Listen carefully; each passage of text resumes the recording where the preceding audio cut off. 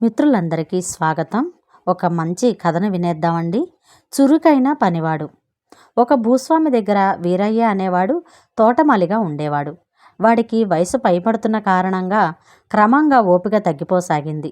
వాడు పని మాని ఇంటి పట్టున ఉండదలిచి ఆ సంగతి యజమానికి చెప్పాడు. భూస్వామి అందుకు సరే అని, నీ స్థానంలో సోమరితనం లేకుండా కష్టించి పనిచేసే చురుకైన పనివాడిని చూడు అని చెప్పాడు. ఈ సంగతి తెలిసి ముగ్గురు వచ్చారు. ఆ సమయంలో వీధివాకిలి దగ్గర వీరయ్య భూస్వామితో ఏదో మాట్లాడుతున్నాడు. ఆ ముగ్గురు వచ్చిన పని చెప్పగానే వీరయ్య వాళ్ళతో, సరే, మీలో ఎవరో ఒకరు వీధివాకిలికి ఎదురుగా ఉన్న ఈ బండరాయిని తీసి దూరంగా పారవేసిరండి అన్నాడు. వచ్చిన పనివాళ్లలో ఇద్దరు ఆ రాయి కేసి చూసి, ఇంత పెద్ద రాయిని కదిలించాలంటే ఎంత శ్రమ, ఇది మా వల్ల కాదు అని వెళ్ళిపోయాడు.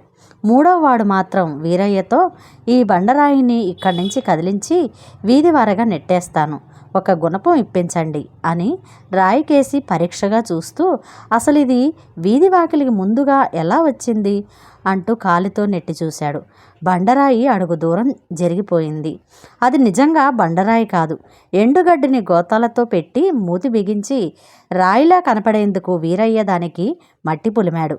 వీరయ్య యజమానితో, ఇతనిలో కష్టించి పనిచేసే లక్షణంతో పాటు మంచి చురుకుదనం కూడా ఉన్నది, మీకు తోటమాలిగా పనికి వస్తాడు అని చెప్పాడు.